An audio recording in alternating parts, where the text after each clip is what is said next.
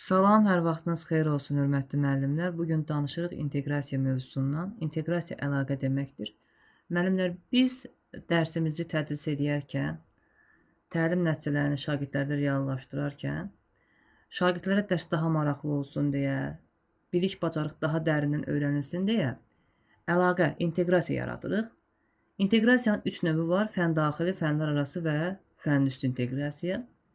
Fəndaxili adından da göründüyü kimi fənnin daxilində mövzular arasında inteqrasiyadır. Yəni mövzuyla mövzu arasında inteqrasiyadır. İki növü var: üfüqi və şaquli inteqrasiya. Üfüqi bir sinif daxilində, eyni sinif daxilində, məsələn, ancaq coğrafiya 8-ci sinif mövzuları arasında əlaqədir. Şaquli isə coğrafiya 8-ci sinifdən, deməli, kitabından 7-ci sinifdəki hər hansı bir mövzuya inteqrasiya etməkdir. Hər ikisi eyni fən daxilindədir, çünki fəndaxili inteqrasiyaya aiddir. Lakin birində eyni sinif daxilində mövzular arasında əlaqə, şaqulidə isə müxtəlif siniflər arasında, mövzular arasında biz əlaqə yaradırıq. Sonra gələk danışaq fənlər arası inteqrasiyadan. Adından da görüldüyü kimi müxtəlif fənlər arasında olan bir inteqrasiyadır. Məsələn, siz bilirsiniz ki, Şah İsmail Xətai həm tarixi sərkərdədir, tarixi şəxsiyyətdir, həm də bir şair olub. Ona görə də bu tarix fənni, ədəbiyyat fənnindən əlaqələndirməliyəm o dərsi keçəndə. Və yaxud siz bilirsiniz ki, təzyiq həm coğrafiyada keçirilir, həm fizikada daha da dərinləşdirilir, inteqrasiya etməliyəm. Bax, fənlər arası inteqrasiyanın mahiyyəti ondan ibarətdir ki, şagirdlər bilməlidirlər ki, fənlər bir-birindən əlaqəlidir. Onların məzmunları arasında əlaqə var. Hər hansı bir problemin həllində bir və ya bir neçə fəndən istifadə olunur. Sonra danışaq fənüstü inteqrasiyadan. Bu üst səviyyə bir inteqrasiyadır. Biz şagirdlərə izah etməliyik ki, keçdiyimiz mövzular, keçdiyimiz dərslər təkcə imtahan üçün deyil, həm də onlar bizə həyati bacarıqlar verir.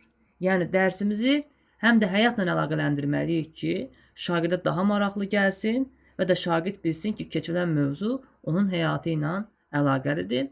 Fənüstü inteqrasiyada deməli açar məqam layihə işləridir ki, layihə işi görərkən fənüstü inteqrasiyadan istifadə olunur.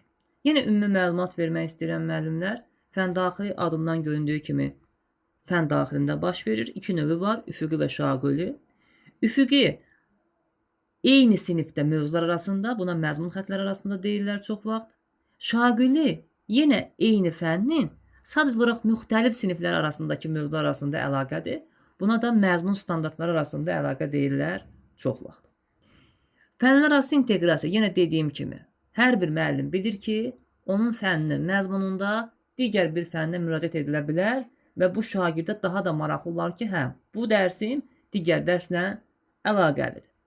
Fənüstü inteqrasiya, yenə deyirəm, üst səviyyə bir inteqrasiyadır.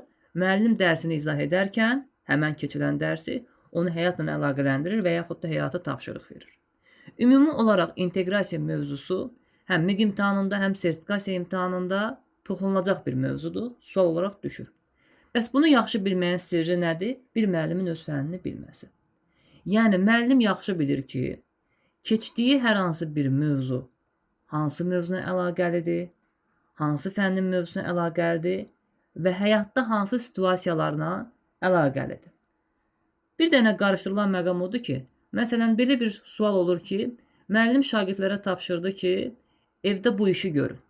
Müəllimlər elə bilirlər ki, bu evdə olduğu üçün bu fənüstü inteqrasiyadır. Yox, belə olmayacaq.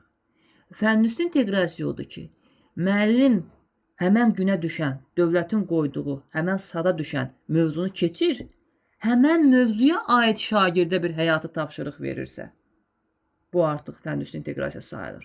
Məsələn, müəllim üfüqün cəhətləri dərsini keçir, üfüqün cəhətləri şimaldır, cənubdur, şərqdir, qərbdir, bunu keçir, sonra şagirdlərə deyir ki, uşaqlar, həyətinizdə, evinizin həyətində, evinizin qarşısında cəhətləri təyin edərsiniz və mənə bildirərsiniz. Baxın, keçdiyi mövzuyla bağlı bir həyati situasiya, hadisə, tapşırıq tapşırdı. Bax, ona görə bu oldu fənüstü inteqrasiya. Yəni, durduq yerə müəllimin hər hansı bir tapşırıq verməsi inteqrasiya olmur. İnteqrasiya üçün 2-3 hadisə, cisim, bax belə şeylər olmalıdır. Yəni müəllim mövzunu keçir, keçdiyi mövzuyla bağlı hər hansı bir əlaqə yaradır. Belə dinlədiyiniz üçün çox sağ olun.